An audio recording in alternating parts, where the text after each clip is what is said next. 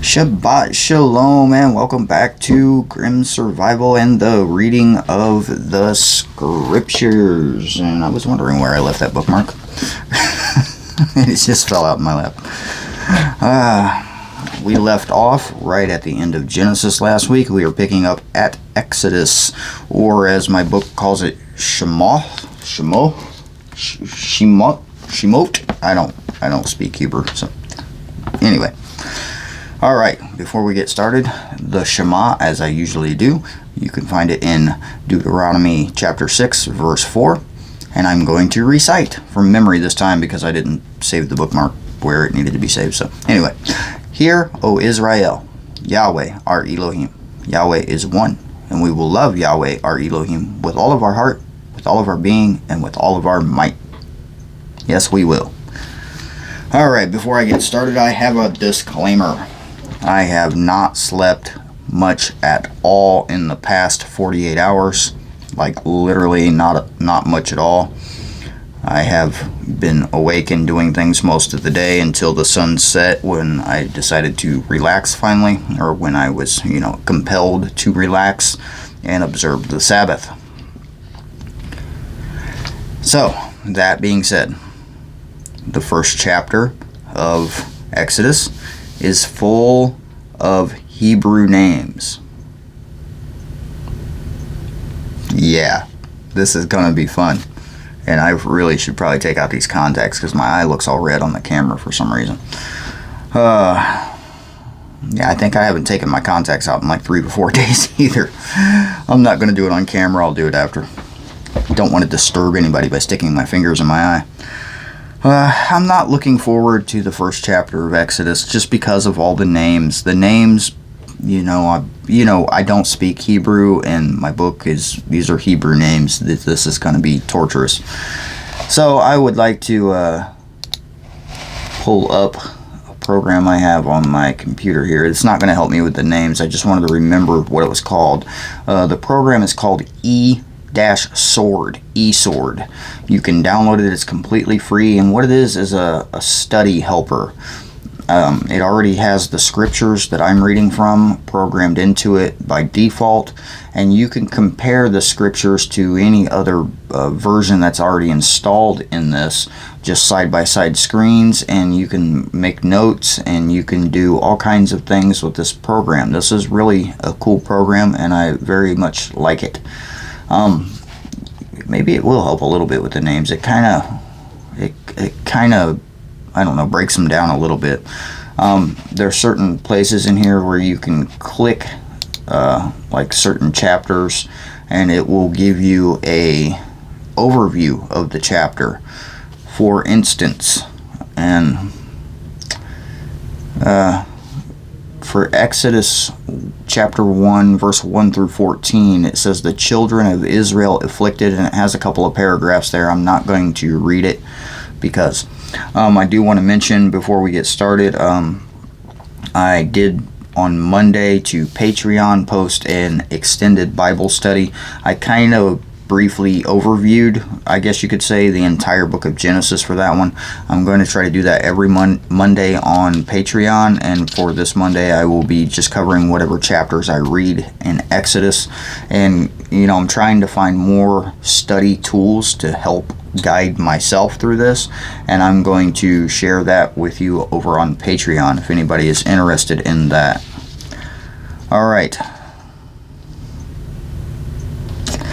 Alright, let's get to it. Names. Alright, chapter 1 of Exodus. We finally made it. And these are the names of the children of Israel who came to Mitzrayim, Egypt, with Jacob, or Yaakov, each one with his household: Reuben, Shimeon, Levi, and Yehuda, Issachar, Zebulun, and Benjamin. It's Benjamin, more than likely. Dan, Naphtali, Gad, and Asher. And all those who were descendants of Jacob were 70 beings, as Joseph was already in Mitzrayim. And Joseph died and all his brothers, and all that generation. And the children of Israel were fruitful and increased very much, multiplied and became very strong, and the land was filled with them. Then a new sovereign, or king, arose over Mitzrayim, who did not know Joseph. And he said to his people, See, the people of the children of Israel are more and stronger than we. Come, let us act wisely toward them, lest they increase. And it shall be, when fighting befalls us, that they shall join our enemies and fight against us, and shall go up out of the land. So they set slave masters over to afflict them with their burdens, and they built for Pharaoh supply cities, Pithom and Ramses, or Ramesses, I don't know. It looks like Ramses to me. But the more they afflicted them, and the more they increased and grew, and they were in dread of the children of Israel. And the Mitzrayites made the children of Israel serve with his harshness, and they made their lives bitter with hard bondage in mortar and in brick and in all kinds of work in the field. All their work which they made to them to do was with harshness. The sovereign of Mitzrayim spoke to the Hebrew midwives, of whom the name of one was Shiphrah, and the name of the other Puah, P-U apostrophe A-H, Puah, I believe. And he said, When you deliver the Hebrew women, see them on the birth stools. If it is a son, then you shall put him to death. If it is a daughter, then she shall live. But the midwives feared Elohim, and did not do as the sovereign of Mitzrayim commanded them, and kept the male children alive. So the sovereign of Mitzrayim called for the midwives and said to them, Why have you done this, and kept the male children alive? And the midwives said to Pharaoh, Because the Hebrew women are not like the Mitzrayim women, for they are lively and give birth before the midwives come to them. So Elohim was good to the midwives, and the people increased and became very numerous. The Father protected them because they were obeying his will and not the will of the sovereign or the king. 21. And it came to be, because the midwives feared Elohim, that he provided households for them. See? And Pharaoh commanded all his people, saying, Throw every son who is born into the river, and keep every daughter. Not as many names as I had remembered from the last time I read this, actually. I am a lot further ahead than this, and I have read the book before. It's just not this particular book. I've never read the scriptures all the way through. I have been skimming through it here and there and reading ahead like I told you, but never this particular one. I have a King James I've actually read the parts of the NIV, the New International Version. I have a New King James Version, which is better English. I have, how many other ones do I have? I have a lot. The one they put in the hotel rooms, I've read that one. I read pretty much the entire New Testament out of that one. Yeah, I have a lot of these books, but the scriptures is fairly new to me, so I'm very much enjoying it, and I highly recommend it. It is definitely my favorite out of any translation I have read thus far. Anyway, stop procrastinating, learn words, and let's move on to chapter 2, and mute this thing so it stops making those annoying sounds. Anyway, chapter 2. And a man of the house of Levi, or Lewi as it is pronounced here, went and married a daughter of Levi. And the woman conceived and bore a son. And she saw that he was a lovely child, and she hid him 3 months. And when she could hide him no longer, she took an ark of wicker for him, and coated it in tar and pitch, and put the child in it, and laid it in the reeds by the edge of the river. And his sister stood at a distance to know what would become, or what would be done to him. And the daughter of Pharaoh came down to wash herself at the river, and her young women were walking by the riverside. And when she saw the ark among the reeds, she sent her female servant to get it. New page. And opened it and saw the child, and see, the baby wept. So she had compassion on him and said, This is one of the children of the Hebrews. And his sister said to Pharaoh's daughter, Shall I go and call a nurse for you from the Hebrew women to nurse the child for you? And Pharaoh's daughter said to her, Go. And the young woman went and called the child's mother. And Pharaoh's daughter said to her, Take this child away and nurse him for me. Then I shall pay your wages. So the woman took the child and nursed him. It's funny how the father works, right? And the child grew, and she brought him to Pharaoh's daughter, and he became her son. And she called his name Moshe, or some translations Moses, but Moshe in Hebrew, saying, Because I have drawn him out of water. And in those days it came to be, when Moshe was grown, that he went out to his brothers and looked at their burdens. And he saw a Mitzrayite striking a Hebrew, one of his brothers. So he turned this way and that way, and when he saw no one, he struck the Mitzrayite and hid him in the sand. He killed him. I know further in this Bible, or this particular book of the Bible, we will get into the Ten Commandments about the differences between thou shalt not murder, which is what the translation should say, and thou shalt not kill, which is what other translations say. There is a huge difference between those two words. But anyway, we'll get there later. 13. And when he went out the second day and saw two Hebrew men fighting, and he said to the one who did the wrong, Why do you strike your neighbor? And he said, Who made you head and judge over us? Do you intend to kill me as you killed the Mitzrayite? And Moshe feared and said, Truly, the matter is known. Somebody threw him under the bus. Or threatened to. Yep, he threw him under the bus. 15. And Pharaoh heard of this matter, and he sought to kill Moshe. But Moshe fled from the face of Pharaoh and dwelt in the land of Midian, I don't know. And he sat down by a well. And the priest of Midian, had 7 daughters.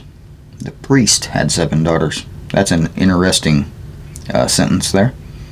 And they came and drew water, and they filled the troughs to water their father's flock. But the shepherds came and drove them away. And Moshe stood up and came to their rescue, and watered their flocks. And they came to Reuel, their father, and he said, How is it that you have come so soon today? And they said, A Mitzrayite rescued us from the hand of the shepherds, and he also drew enough water for us and watered the flock. And he said to his daughters, And where is he? Why did you leave the man? Call him and let him eat bread. And Moshe agreed to dwell with the man, and he gave Sippora, his daughter, to Moshe. And she bore him a son, and he called his name Gresham, for he said, I have become a sojourner in a foreign land. And it came to be after these many days that the sovereign of Mitzrayim died, and the children of Israel groaned because of the slavery, and they cried out, and their cry came up to Elohim because of the slavery. And Elohim heard their groaning, and Elohim remembered his covenant with Abraham, or Abraham, as it is sometimes pronounced, with Isaac and with Jacob. And Elohim looked on the children of Israel, and Elohim knew. Of course he knew. How could he not know? I mean, he knows it all. I'm going to go ahead with 3, but I'll probably stop after that because I really need to go to sleep. And I keep feeling like I'm going to sneeze, but I'm just not. Anyway, chapter 3. And Moshe was shepherding the flock of Yithro, or Jethro as it would probably be pronounced, because the Y is always replaced with a J in English for some reason. But Yithro, his father-in-law, the priest of Midian. And he led the flock to the back of the wilderness and came to Horeb, the mountain of Elohim. And the messenger of Yahweh appeared to him in a flame of fire and from the midst of a bush. And he looked and saw the bush burning with fire, but the bush was not consumed. And Moshe said, "Let me turn aside now and see this great sight, why the bush does not burn." And Yahweh saw that he had turned aside to see, and Elohim called to him from the midst of the bush and said, "Moshe, Moshe." And he said, "Here I am." I mean, that's what you say when a burning bush is yelling at your name, right? Here I am. Anyway, verse 5. And he said, "Do not come near here. Take your sandals off your feet, for the place on which you are standing is set apart ground." And he said, "I am the Elohim of your father, the Elohim of Abraham, and the Elohim of Isaac, and the Elohim of Jacob." And Moshe hid his face, for he was afraid to look at Elohim. And Yahweh said, "I have indeed seen the oppression of my people who are in Mitzrayim, and have heard their cry because of their slave drivers, for I know their sorrows.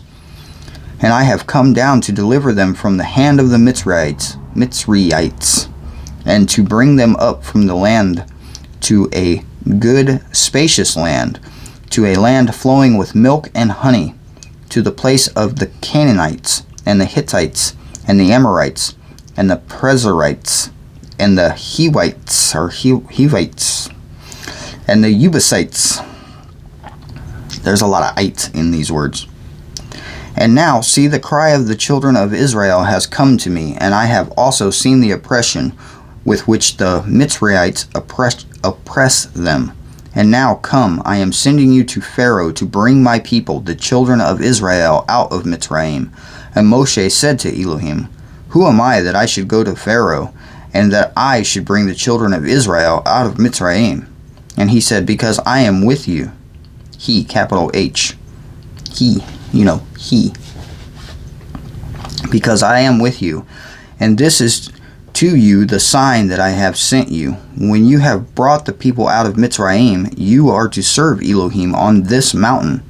And Moshe said to Elohim, "See, when I come to the children of Israel and say to them, the Elohim of your fathers has sent me to you, and they say to me, what is his name? What shall I say to them?" This is the good part. 14. And Elohim said to Moshe, "I am that which I am."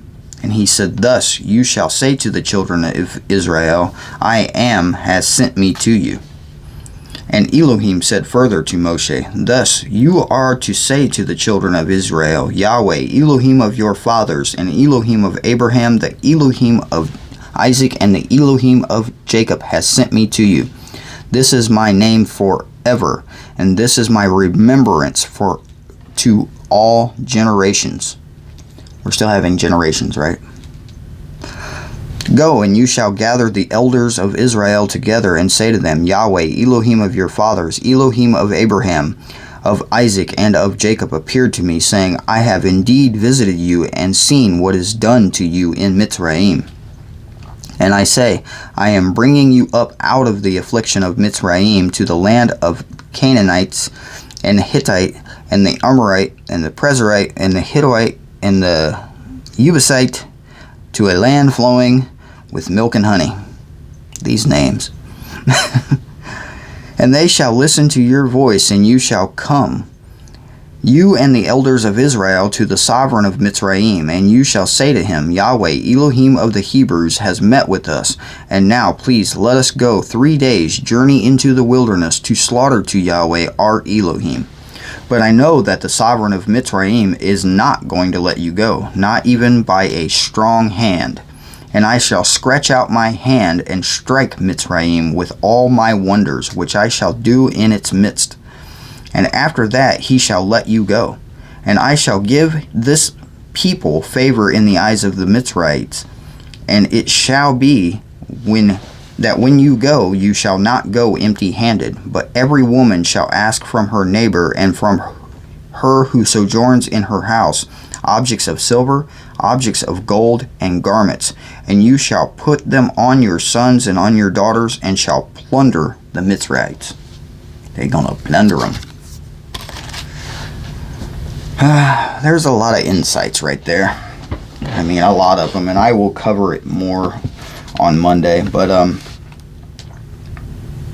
just being obedient, and having the nerve when a bush is burning to say, "Here I am."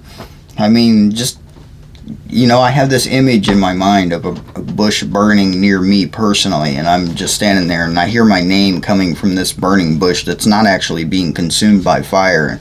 And what do I say? James, hey James. I'm like, I'm out, dude. Yeah, gone. The bush is talking to me. I done lost my mind. What was in the food I ate earlier? I mean, seriously, I mean, how many people among us as humans throughout our history would have the gall to just say, "Here I am"? How many of us could actually truthfully say that they would just, say it like that? "Here I am. I'm right here, man. What's that?" I mean, that is, yeah.